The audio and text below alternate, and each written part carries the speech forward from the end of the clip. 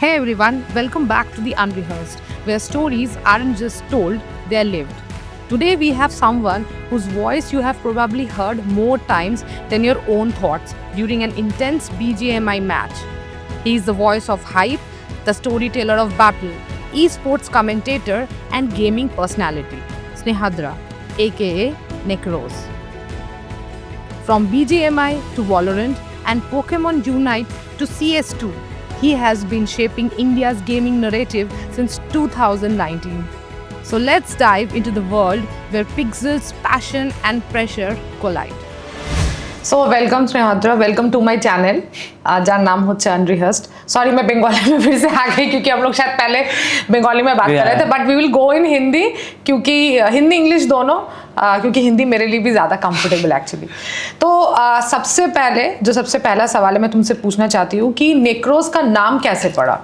सो basically मैंने start my gaming, तो I wanted to have a unique name जो कि थोड़ा सा अलग होगा, because everybody had some common name जो कि हर एक दूसरा कोई यूज़ करता है. सो आई वॉज लाइक कि कुछ हटके करते हैं. Then I am a very fan of animes and all those stuffs. तो तब there was a character named necromancer. Okay. तो I can't just name necromancer because एक बहुत बड़ा नाम हो जाता है. So I broke it down and make it like necros कर दिया था फिर. ओके. वहाँ से. So this is the story behind. This is the story. Okay. So तुम्हारा जर्नी 2019 में शुरू हुआ as per our research, and 2021 में properly you came into a spotlight. So like how does that happen? So 2019 everybody used to play games, right? हम सब PUBG खेलते थे. like, उस टाइम पे क्रेज था. But I don't have my phone, तो मैं अपनी मम्मी के फ़ोन में खेलता था. After she came from office वहाँ से खेलता था. But then lockdown happened, and lockdown पे क्या हुआ कि सबने गेम खेलना स्टार्ट कर दिया. I also got my own phone कि हाँ ऑनलाइन क्लासेस करना है. देन वाईफाई लग गया and I started playing games a lot. उसके बाद आई डिस्कवर्ड कि ऐसा कमेंट्री करना भी कुछ एक होता है कि लोग ऐसा लाइक बक करते हैं, गेम्स चलते हैं उसके ऊपर कमेंट्री करते हैं, like cricket and football. So like मैं क्यों नहीं कर सकता. तो मैंने अपने चैनल पे स्टार्ट किया एंड देन अपने चैनल पे डेली करते करते कुछ लोग आए मुझे अप्रोच किया कि I really like your work, क्या आप हमारे लिए काम करोगे. तो ऐसा करते करते 2021 I join my first organisation as a commentator जो उन्होंने मुझे लिया. It is Upthrust esports. Okay. Okay. So how it was, मतलब was it a very risky decision of taking this maybe as a career we can say? So at first it is a brutal fact कि किसी के mummy papa support नहीं करते if you do something out of the rat race. Exactly. Right? Rat race is something आप सभी होता है कि सब एक ही जगह जा रहे हैं. अगर आप थोड़ा सा हटके जाओगे सब सोचते हैं कि यार क्या ये डिसीजन सही है, क्या ये गलत है. So in that way when I took decision मम्मी पापा ने नहीं माना. They were like completely, not completely against it, but they were like कि पहले पढ़ाई करो, पढ़ाई is important. Because I was in class 11 in 2021, 12 आने वाला था. 10th में लॉकडाउन में चला गया, तो 12th के लिए I have to be prepared. And मैं I am very average student, मैं पढ़ाई करता ही नहीं हूँ. जस्ट बिफोर द एग्जाम मैं पढ़ाई स्टार्ट करता हूँ. तो दे टोल्ड मी कि भाई पढ़ाई करो, ये मत करो, ये करो. एंड ऐसा भी हुआ है कि मुझे मार तक पड़ी है कि गेमिंग करने के लिए या फिर एक कमेंट्री करने के लिए. But then when I got my first flight to Delhi, जब मुझे पहली बार आया, and I told my mother and father कि देखो मेरे पास ऐसा आया है, मुझे जाना है Delhi. From that point they understood कि अच्छा यहाँ कुछ हो सकता है या फिर पोटेंशियल है. ओके. सो एक ई स्पोर्ट्स कास्टर के दिन, सारा दिन कैसे गुजरते हैं? Okay. So when normally we have an event, अगर मानो मैं घर पे बैठ के कर रहा हूँ, ऑनलाइन कर रहा हूँ, सो एक रिपोर्टिंग टाइम रहता है हमारा. ऑलमोस्ट शो से 1 घंटा पहले हमें रिपोर्ट करना आता है कि टेक्निकल चेक सब हो जाना चाहिए. तो उठो, पहले फ्रेशन अप होके तैयार होके जस्ट नॉर्मली हम लोग टेक चेक में बैठते हैं. फिर टेक चेक में वो हमारा माइक वगैरह सब, ऑडियो चेक सब कुछ कर लेते हैं, ऑडियो लेवल सब कुछ चेक कर लेते हैं. देन 1 घंटा बाद हम रेडी होके आते हैं. सिर्फ ऊपर का जो दिखता है, सो इट्स लाइक ऊपर टी शर्ट भी अच्छा कुछ पहन के, कुछ अच्छे एक्सेसरीज पहन के बैठ जाते हैं. And the show goes on like जब जैसा गेम रहता है, लाइक 5 घंटा 6 घंटा जैसा चलता है. एंड अकॉर्डिंगली हम वहाँ पे बैठे रहते पूरा. एंड खाना वाना भी वहीं पे बैठ के ही खा लेते यूजुअली, अब घर पे रहते. But when in offline event जब हम स्टूडियो के लिए ट्रैवल करते तब थोड़ा अलग होता है, बिकॉज स्टूडियो में रिपोर्टिंग टाइम थोड़ा सा पहले होता है. पूरा रेडी होके जाना पड़ता है, from top to bottom. You have to get ready, shoes, bottom, stop सब अच्छी तरीके से रेडी होके जाना पड़ता है. देन अकॉर्डिंगली पूरा स्टूडियो में जैसा शो चलता है 5-6 घंटा तो चलता ही है. तो 5-6 घंटा जब ऐसे शूट्स चलता है तो उस टाइप पे you can not move, like constant वहाँ पे बैठे रहना? नहीं, नॉट लाइक दैट, बिकॉज एक इवेंट में ना 2 कास्टर्स नहीं रहते, लाइक 3 कास्टर्स मिनिमम रहते हैं. सो रोटेशन चलता है. लाइक सपोज मैं पहला 2 मैच किया तो उसके बाद एक ब्रेक आते, like 1 hour I am doing at a stretch, उसके बाद एक ब्रेक आता है, कोई मुझे स्विच करता है and then he does with the other guy and then again वो स्विच होता है, मैं उसको चेंज करता हूँ, ऐसा करके रोटेशन होता है, so that everybody gets a break. Okay, so and what about when you work from home, जब घर से करते हो? सेम थिंग हैपेंस, वो रोटेशन चलता है, like I do 2 matches then I get a break then. Okay, so like everybody gets break because stretch में करेंगे ना तो पूरा ड्रेन आउट हो जाता है energy, so you can't put energy inside the game. Okay, so live casting में सबसे ज्यादा लाइक प्रेशर कब महसूस होता है या हुआ है? लाइव कास्टिंग इज समथिंग जो मुझे लगता है यू कांट कट, राइट? तो जो होता है लाइव चलता है. ऑडियंस जो आप बोलोगे, जो आपके एक बार मुंह से निकल गया तो वो निकल गया, यू कांट से मुंह से निकल गई, गलती हो गई. So it goes in a flow and you need to be very precise with your words and the statements you are making, because आप ये हमें जब हम मेरे सीनियर्स जो मुझे सिखाते हैं कि you can't say anything if you want to even criticise a player or something कि उसके because of his play, you can't say directly that he is playing bad. तो वो रहता है कि से it in a good way, ताकि आप क्रिटिसाइज कर रहे हो ये लोगों को समझ में आए, बट ऐसा भी ना लगे कि आप उनको इंसल्ट कर रहे हो. वो एक बहुत important, like choosing between the words and statements. Okay, so initially जब स्टार्ट किया था, ऐसा तो नहीं हो सकता कि कभी गलती नहीं हुआ होगा. तो how did you tackle it, या ऐसा कोई इंसिडेंट बताओ जिसमें ऐसा हुआ था ऐसी? सो आई रिमेंबर एक बार ऐसा हुआ था कि मैंने गलती से कुछ बोल दिया था, like I mispronounced a word. Okay. And उसके साथ क्या हुआ, it got clipped and it got sent to my organization कि यार आपका कास्टर ऐसा बोल रहा है, मतलब is it tolerable or something. And I had to apologize कि देखो गलती से हो गई. And मैं तब नया था, I was like कितना, I was 18 around that, तो हो गया था, फ्लो में निकल जाता है कभी कभार. तो उसके लिए भी लाइक वही थोड़ा सा ही, मतलब अभी तक मेरे लाइफ का सबसे मिसहैप मोमेंट वही था कि कुछ गलती से बोल दिया एंड इसके लिए it went to organisation and it went to the players कि भाई देखो तुमको ऐसे बोल रहे हैं. ओके, तो उसके बाद व्हाट वाज द लाइक कुछ उन लोगों की तरफ से क्या हुआ? So mostly it happened with everybody, but वही है कि एक प्लेयर ने ये बोला था कि आप कास्टर हो, आप कास्टिंग करो, don't try to become a coach or a teacher. Okay. और एनालिस्ट जिसको बोलते हैं, जो प्लेयर्स पे एनालाइज करते हैं, don't try to become an analyst, जो एक्चुअली सभी को बोलते हैं. बट इट वाज लाइक कि उसके बाद से we stop going way too deep, but still जो मतलब सीनियर्स है वो अपने criticising is good for the player as well, right? So that is that much action they took, या बस ज्यादा, तो दे आर क्वाइट लीनिएंट कि ऐसा नहीं हुआ कि बहुत ज्यादा? नहीं, बहुत नहीं, क्योंकि अगेन मैं 18 का था तो कंसीडर्ड बच्चा है. हाँ, ओके. सो क्या लगता है तुम्हें कि ये जो कास्टिंग है, ये क्या लोग सिर्फ एक बैकग्राउंड काम के हिसाब से ही समझते हैं इंडिया में?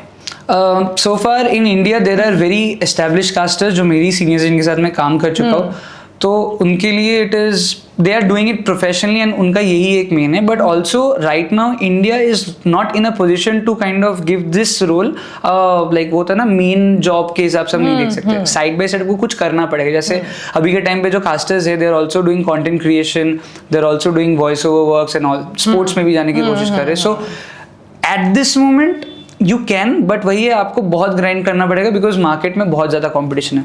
ओके, हाँ, like as you are talking right now, तो उससे समझ में ही आ रहा है कि like there is also a very good opportunity for you to give nice voice overs, because your voice is very good, like बहुत अच्छा इट्स गोइंग. क्योंकि मैं अभी ये कन्वर्सेशन भी कर रही, तो it is also going very precise and ऐसे झटझट हो रहा है. I am feeling that because generally actors हो गया या और दूसरे बैकग्राउंड के स्टोरी टेलर्स जो भी आते हैं बोलते हैं, तो it take quite lot of time and it's not that precise क्या लाइक दिस एंड दैट. तो ये मुझे समझ आ रहा है because you are good in it. लेकिन इसके साथ एक चीज़ और पूछना था कि डू यू थिंक कि ये जो रैट रेस के बारे में हम लोग बात कर रहे थे कि when you go to social places, ठीक है, society which we call so called society, family relatives के इधर उधर, तो when you say that you're studying and you do this, या तुम studying बोल के ही रुक जाते हो, like do you get that respect from people when you say that कि मैं ये भी करता हूँ, या ये मतलब what's that, मतलब ये reaction like क्या मिलता है? So I am very proud of my work Yes. Firstly. तो I love doing it and मैं सब जगह बोलता हूँ कि मैं ये करता हूँ. बहुत लोग बोलते हैं कि यार मत बोल उतना, लोगों का नजर लग जाता है. हाँ. Like this is a fact. If you do something else and if you are doing good in life, लोग देखते हैं क्या कर रहा है. And even one thing is that I had to listen. मतलब मेरे को ऐसा सुनने में आया था कि जब किसी ने, मेरी लाइक दादी ने बोला था, मम्मी ने बोला था, दे वर टोल्ड कि देखो ये लड़का कुछ गलत काम तो नहीं कर रहा है ना, बिकॉज वी नो बहुत सारे गलत चीजें होते हैं, गलत काम तो नहीं कर रहा है ना ये सब के नाम पे. तो I still tell people and they गलत ओके अच्छा कर रहा है. बट अभी भी बहुत लोग हैं जो बोलते हैं इससे क्या ही होगा, कितने दिन ही कर लेगा, कुछ अपना ये कॉलेज लाइफ तक कर लेगा, उसके बाद when he gets into the real life, Then you need a real real world में जब जाएगा तब कुछ और सोचेगा, तब जॉब करेगा. But I feel like I don't care about what people are saying, क्योंकि मेरे लिए मेरे मम्मी पापा मैटर करते हैं. इफ दे आर फीलिंग कि मैं ये कर रहा हूँ, मैं इसमें अच्छा कर सकता हूँ, if they see the potential, बस मेरे लिए वही है. So yes, they are convinced now. They are convinced. नहीं तो इनिशियली बोल रहे 18 साल में शुरू 17. तो क्या करता है दिन रात लैपटॉप या कंप्यूटर में बैठ के? This is the first question our parents get, कि क्या कर रहा है, ये क्या कर रहा है, हो क्या रहा है. सो दे डोंट अंडरस्टैंड. तो ऑब्वियसली ये भी आना बहुत नॉर्मल सा बात है दिमाग में कि कुछ गलत काम तो नहीं कर रहा है, बिकॉज ऑब्वियसली पहले के लोग तो उतना नहीं समझते थे. तो यस, हाँ, definitely if you are confident and you are proud of what you are doing, then other people or nothing else matters. Okay, so BGIS 2024 Hyderabad, वो आपके करियर का बिगेस्ट हाईलाइट या ब्रेक था so far. So जब ये हुआ, इतना बड़ा क्राउड था, how did you felt that time? So BGIS एक ऐसा इवेंट था, एक ऐसा टूर्नामेंट था which I like prayed to God कि भाई एक बार मुझे चांस मिल जाए. Because when I started doing this, I went into this career, तो मेरा था कि मुझे वहाँ तक जाना है. एंड BGIS का ये 2024 वाला सीजन था. I got a call that I am doing it in the initial stages and I was like, मेरे लिए वो वही ड्रीम कम ट्रू मोमेंट था. आई नेवर थॉट कि मैं लाइक जो फाइनल्स था वहां तक मैं जाऊंगा, I will be a part of the finals. But as I went through the rounds and all, even BGIS 2024 the first round जो मुझे अप्रोच किया, that time I had my examinations. Okay. तो I said no to it and Examination, sorry I'm interrupting, like what? College. College के exams. So sorry again I'm interrupting. So what are you studying in college right now? Which I am stream? Doing BCA. I am in third year right now. अभी just So that's also quite tough. हाँ, balancing is tough. But वही है कि तब exam आ गया था and I had to choose between the event and exam. एक तरफ था कि मेरा एग्जाम भी इंपॉर्टेंट बिकॉज सेमेस्टर एग्जाम था. Obviously. दूसरी तरफ it was one of my मतलब ड्रीम इवेंट जो जिसमें मुझे अपॉर्चुनिटी मिला था. But I chose my examination and I cried at that moment कि मेरे पास ये ऑफर आया. I waited for this many years कि मुझे ये चांस मिला and I just give it up. But then by God's grace, Ganpati Bappa की वजह से वापस I got it in the next rounds and then I continued and then semi-finals करते वक्त they told me that I will be a part of finals. And when I went to the finals, जब मैं पहली बार उस arena में घुसा था, it felt magical.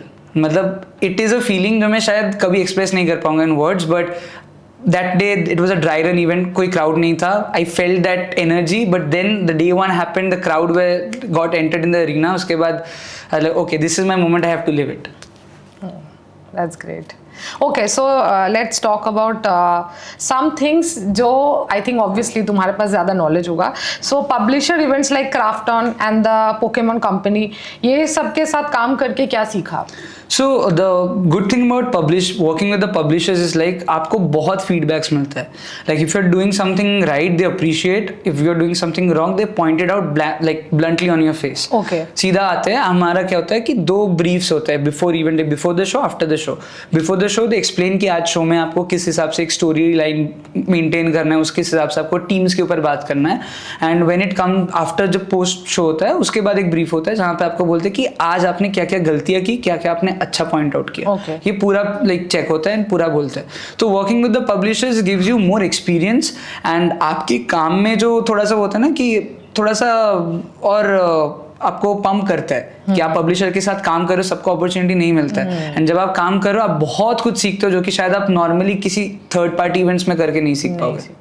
So वो बहुत अच्छा लर्निंग एक्सपीरियंस रहता है. लर्निंग ग्राफ बहुत experience. But okay, so Real Cricket जैसे नॉन FPS गेम्स कास्ट करना कितना अलग एक्सपीरियंस होता है? So Real Cricket once again it comes down to कि हमारा जो प्यार है क्रिकेट के लिए, हम पता है हम हमारे क्रिकेट के लिए प्यार अलग ही है. Then when it comes to Real Cricket, I have been a cricketer myself. I played till under 19 उस मतलब डिस्ट्रिक्ट लेवल तक. उसके बाद क्रिकेट में आना एक बहुत बड़ी बात है. And Real Cricket is also very good game. Like mostly जो रियल क्रिकेट के ऑडियंस है वो कैजुअल गेमर्स है. एंड कैजुअल गेमर्स बस नॉर्मली दिन में खेलते क्रिकेट गेम खेलते for fun. But when it comes down to the tournament part ना, वो बहुत इंटरेस्टिंग एंड बहुत टफ हो जाता है. So it is a different kind of casting, मैं बोलूँगा ग्राफ जो आप सेट करते हो, क्योंकि जो FPS गेम होता है उसका एक अलग पेसिंग रहता है, रियल क्रिकेट का अलग पेसिंग रहता है. So it's a 2 different separate line जिसको हम मेंटेन करना पड़ता है. ओके सो टॉक्सिसिटी और बायस इन द पैनल, ये कभी फील हुआ? टॉक्सिसिटी तो कम्युनिटी में like it, I will blame the lockdown period for that because हमारे टाइम पे इवन लाइक मैं अपने एज ग्रुप के लोगों से बोलूँगा, we are not that toxic जितना अभी के टाइम पे कम्युनिटी होती जाती है, फिर लोग होते जा रहे हैं. Because if you even post something on social media, आप अगर 10 अच्छे कमेंट होंगे आपके क्लोज फ्रेंड्स की तरफ से, there will be 10 toxic comments as well. तो toxicity is a part of the industry, मुझे जिसको लगता है जिसके साथ मुझे हमें बैलेंस करके आगे बढ़ना पड़ता है. And biasness it is there. I mean it is a harsh reality. कुछ भी फील्ड में, कोई भी फील्ड में जाओ, there is biasness and we have to deal with it. Okay so gaming अब सिर्फ एक टाइम पास नहीं, एक पूरा का पूरा प्रॉपर करियर भी बन चुका है. तो पर लोग अभी भी ई स्पोर्ट्स या content creation if you call, इसको सीरियसली क्यों नहीं लेते? So it is not exactly the fault of people because ये जो content creation and e-sports वाला जो scene है ना, ये हमारे generation से है. Most likely because ये popular हमारे टाइम से 2018-19 से e-sports इंडिया में बूम होना स्टार्ट हुआ. इससे पहले भी था but the popularity was not there. Even content creation भी लॉकडाउन से ही मोस्टली स्टार्ट हुआ. वहाँ से ही जो अभी के content creators है they have grown. तो it is very hard for our parents and हमारे जो मिलेनियल जनरेशन है उनके लिए अडेप्ट करना कि ऐसा भी कुछ हो सकता है, इससे भी करियर बन सकता है. बिकॉज हमारे मम्मी पापा जिस हिसाब से बड़े हुए ना, उनका अपब्रिंगिंग वैसा है कि आप पढ़ाई करो, कॉलेज जाओ, कॉलेज में degree low, get a job, फिर शादी करो, ऐसा आपका पूरा लाइफ जाता है. जिनके बिजनेस है उनका अलग है, बिजनेस संभालो, ये करो. तो कुछ वही है ना कि रैट रेस से आप हट के कुछ करोगे तो अभी के लिए वो डाइजेस्ट करना मतलब इतना आसान नहीं होता है. तो अभी भी मुझे वही लगता है कि there is a very big field and very big scope कि आप कंटेंट क्रिएशन गेमिंग से बहुत कुछ कर सकते हो.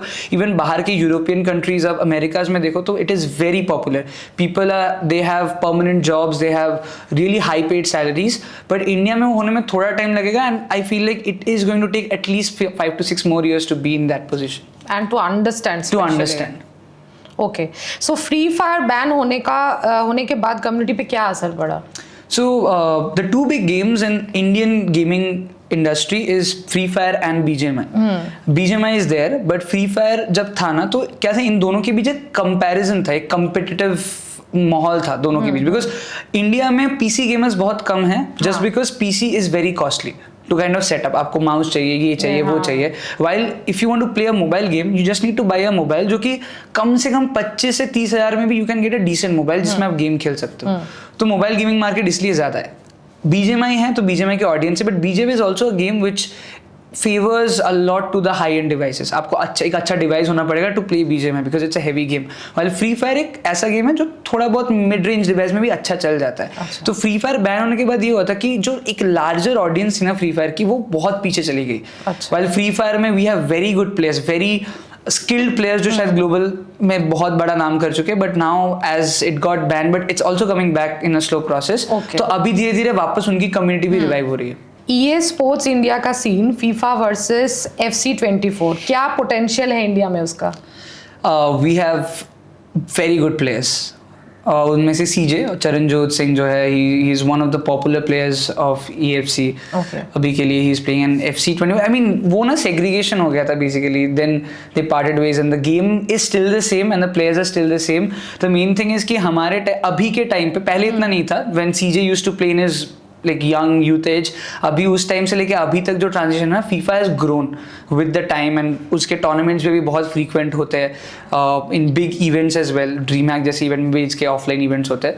तो लाइक फीफा और EFC जो है ये बहुत ज़्यादा ग्रो हो चुका है एंड आई रियली बिलीव अभी के टाइम पे आते आते like in the next 2-3 years we will have more players about in EFC, because जिस हिसाब से ग्रोथ हो रहा है, even India is being recognised as one of the tough competitors in the world. Even EFC का जो FIFA world cup एक हुआ था, EFC वर्ल्ड कप हुआ था, वहाँ पे भी हमारे इंडिया की टीम गई थी, दे ऑल्सो कम्पीटेड, बहुत अच्छा परफॉर्मेंस था। सो आई बिलीव आने वाले टाइम पे और भी ज़्यादा ग्रो होगा ये, और भी ज़्यादा ग्रो होगा। Okay, so Pokemon Unite global IP होने के बावजूद क्यों इंडिया में इतना slow response? So Pokemon Unite is a game ना जिसको मोबा गेम कहते हैं and MOBA games are not very simple like third जो हम BGMI खेलते हैं या फिर FPS गेम खेलते हैं, बिकॉज FPS गेम या फिर बैटल रॉयल गेम का ना एक जॉनरा होता है कि उसमें आप ऐसा खेलना है, यहाँ उतरना है, ये करना है। MOBA games comes with a very tactical play and वो टैक्टिकल प्लेस काफ़ी इंपॉर्टेंट होते हैं इन द वे कि दिमाग से सोचना पड़ता है, ये एक चीज़ है, इस पे अगर हम कैपिटलाइज करेंगे तो इसके बाद ये होगा वो होगा, तो वो थिंकिंग प्रोसेस ना भी सबके दिमाग में नहीं है। एंड पीपल इन इंडिया, जैसे ये थोड़ा सा एक सेटबैक भी है कि लोग ना गेम को समझ के खेलना उतना पसंद नहीं करते, they play it for fun. जो समझ के खेलते they are competing in the tournaments, they are playing for India, they representing India in global stage. तो वो थिंकिंग वाला गेम लोगों को पसंद नहीं है। यू जस्ट आप दिन के अंत पे आते हो, लाइक नॉर्मली कैजुअल गेमर्स की बात करो, आप दिन के अंत पे ऑफिस से आते हो, कॉलेज से आते हो, टाइम पास करना है, आप गेम खोलते हो चिल करने के लिए। So if you want to put your heads into a game and then ये करो वो करो, तो उतना मगजमारी बेसिकली करना नहीं चाहता। ओके, सो BGMI का कमबैक, क्या एक्सपेक्टेशन थी और ग्राउंड रियलिटी क्या है?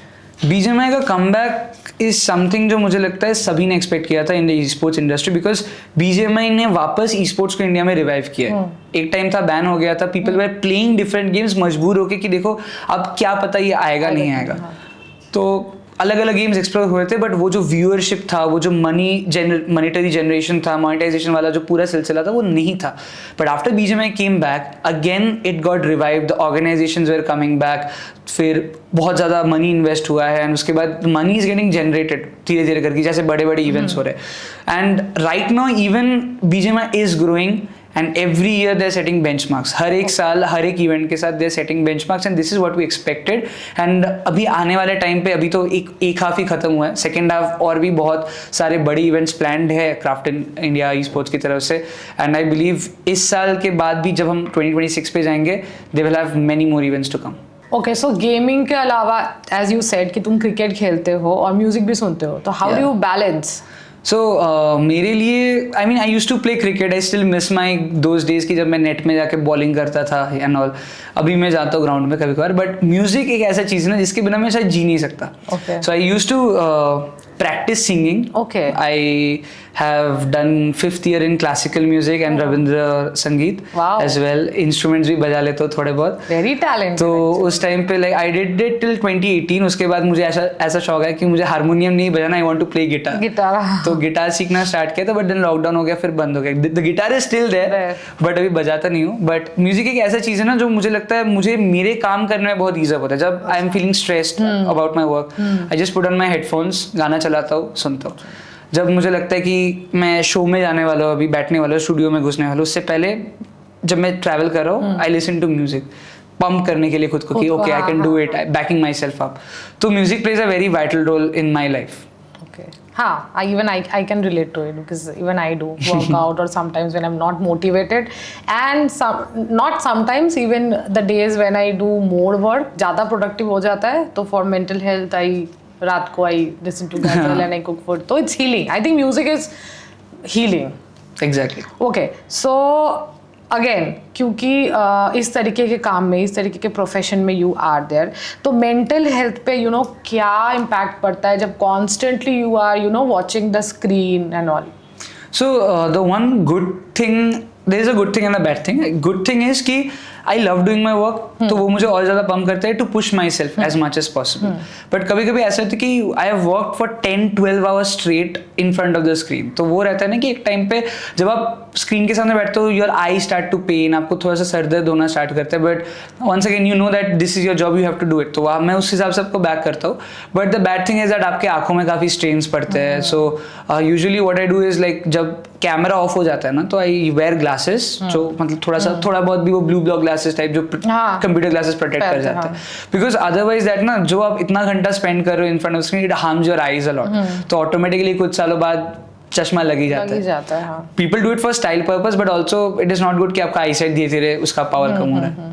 बहुत जिनको तो क्रेज भी रहता है कब चश्मा लगेगा, कब चश्मा लगेगा. Even I had that craze. Okay, even I had, पर जब एक्चुअली लग गया देन तो मेरा वैसा कोई पावर नहीं, again because phone and the screen digital work उसके लिए ही जो होता है. हो गया, मैं अपने बात क्यों कर रही हूँ. एनीवेज, तो क्या तुम्हें कभी ऐसे बर्नआउट फील होता है? सो आफ्टर एवरी इवेंट जो मानो बस 2-3 दिन मैंने काम किया ऑन अ स्ट्रेच 6-7 घंटे I am working with my voice, so strain ना यहाँ से ज़्यादा यहाँ पे पड़ता है गले पे. सो वो आता है कि आफ्टर एवरी इवेंट उसके जब खत्म होता है उसके अगले दिन मेरा गला चोक हो जाता है. ओके. सो सुबह उठ के आई फील इट हैवी. तो वही है कि थोड़ा सा एक्सरसाइज टाइप होता है कि आप गर्म पानी लो, थोड़ा सा लाइक हनी मिक्स करो, उसको पियो, तो वो थोड़ा बहुत मेंटेन करना पड़ता है. अदरवाइज बर्नआउट एज सच बहुत बार तो हुआ नहीं, because mostly we get some ample amount of breaks कि हाँ 2-3 दिन का ब्रेक चाहिए ही होता है after every event to kind of get some sleep. नींद बहुत इंपॉर्टेंट होता है before coming in front of the camera. Yes.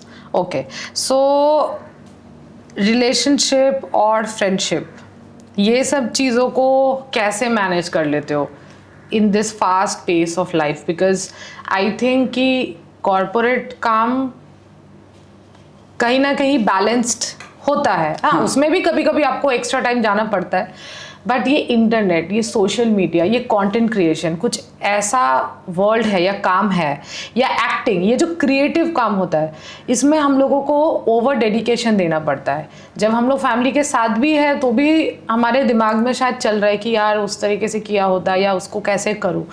तो कैसे मैनेज करते हो, बैलेंस कैसे करते हो, या do you have a proper healthy relationship with friends or family or personal relationship? Yeah. So the main thing in our work casters का है कि हमें बहुत ज़्यादा ओवरवर्क भी करना पड़ता है. जब हम ट्रैवल करते हैं बहुत ज़्यादा टाइम इन्वेस्ट करना पड़ता है. And as per my friends they know it. मैं स्टार्टिंग से लेके लाइक स्कूल से जो फ्रेंड्स है, इवन अभी कॉलेज में भी जो मेरे क्लोज फ्रेंड्स हैं जिनके साथ मैं हमेशा हैंग आउट करता हूँ, they know my work and even everybody is working one और दी अदर वे. तो उनके साथ मेरा बॉन्डिंग रहता है. जब भी मैं फ्री टाइम रहता है I spend time with them. Like हर शाम को हो जाता है ना जिसको हम कहते हैं गेड़िया मारना होता है कि आप स्कूटी लेके निकल जाते हो, चाय की टपरी पे बैठते हो, you hang out, you have conversations, तो वो रहता है. But when it comes down to the relationship part and all ना, वो थोड़ा सा कभी कभार इम्बैलेंस हो जाता है, which is like it has to happen. वो टाइम देना, वो वक्त देना जो नॉर्मल चीज़ होता है वो होता नहीं है. बट वो साइड मैंने अभी तक उतना एक्सप्लोर किया नहीं है. But when it comes down to the friends, sometimes even my friends कि यार तू बहुत बिजी रहता है, तू आता नहीं है, हैंग आउट नहीं करता. बट इवन दे लाइक वो टॉन्ट ही मारते हैं एंड पे जाके, टॉन्ट मारते हैं. बट फिर भी I think male friends understand. मतलब वही है, मेल फ्रेंड्स क्या, even I would say I have very good female friends as well जो मेरे स्कूल लाइफ से फ्रॉम क्लास 5 जो मेरे साथ रह चुके हैं. दे know what I have been through and जो कहाँ से मैंने स्टार्ट किया, and they support me, they understand कि मैं जब बिजी हूँ वो कुछ नहीं बोलते. and whenever I'm free हम सब एक साथ हैंग आउट करते हैं, ट्रिप पे भी जाते हैं कभी कभार. बस उस हिसाब से सब बैलेंस हो जाता है. उस हिसाब से बैलेंस हो जाता है. पर्सनल रिलेशनशिप के बारे में बात नहीं किया, सीधा बोल दिया, एक्सप्लोर नहीं किया, क्योंकि अभी कैमरे के सामने बोलना ही नहीं है, तो एकदम डिप्लोमेसी आ गया कि मैंने वो एक्सप्लोर ही नहीं किया. ठीक है, हम लोग मान लेंगे, हम लोग आपको इसमें, क्योंकि we are talking all about gaming and everything. And I think जो लोग अपकमिंग गेमर्स है या वो लोग इस प्रोफेशन में आना चाहते हैं, they are not interested to know about personal relationship tips. वो लोग तुमसे यही सब चीज़ों से एक्सपेक्ट करते हैं जानना, तो हम वहीं रहते हैं, उधर नहीं जाते हैं. Okay, so we are almost end of this video and podcast almost done. लेकिन एक सवाल या एक मैसेज यू कैन से जो तुम अपने व्यूअर्स को देना चाहते हो, कि जो लोग इस इंडस्ट्री में आना चाहते हैं या रहना चाहते हैं या टिक के रहना चाहते हैं, तो हाउ डू दे स्टार्ट और do very precise and short? Okay, so the main thing if you are trying to get into this gaming industry कि आपको ये सोचना पड़ेगा कि सिर्फ और सिर्फ इसी चीज़ से आपका घर नहीं चलने वाला अभी के लिए. You need to have your studies sorted. आपको पढ़ाई भी करनी है, आपको गेमिंग भी करना है, दोनों चीज़ को बैलेंस करना बहुत इंपॉर्टेंट है. बिकॉज यू नेवर नो कि क्या आपका ये गेमिंग लाइन क्लिक करेगा या नहीं करेगा. अगर करता है इट्स गुड, इफ डजंट तो आपके पास एक प्लान बी भी होना बहुत इंपॉर्टेंट है. Okay, so actually very short and precise and Snehadro, तुमसे बात करके बहुत अच्छा लगा and it was very ease, क्योंकि एकदम कब शुरू हुआ कब खत्म हुआ पता नहीं चला. ऑनेस्टली दिमाग एकदम भी खराब नहीं हुआ मेरा कि ये बोले ही जा रहा है, ऐसा कुछ नहीं. It was very nice and I think जो लोग सुनेंगे भी ये पॉडकास्ट वो लोग पूरा देखेंगे, क्योंकि बहुत पॉइंट में और बहुत जेन्युइनली बातें की है. So it was great having you over और बहुत अच्छा लगा एंड आई होप आप लोग सबको ये वीडियो पसंद आए. अगर नहीं भी आए तो भी please like, subscribe and share and do follow us on Instagram also.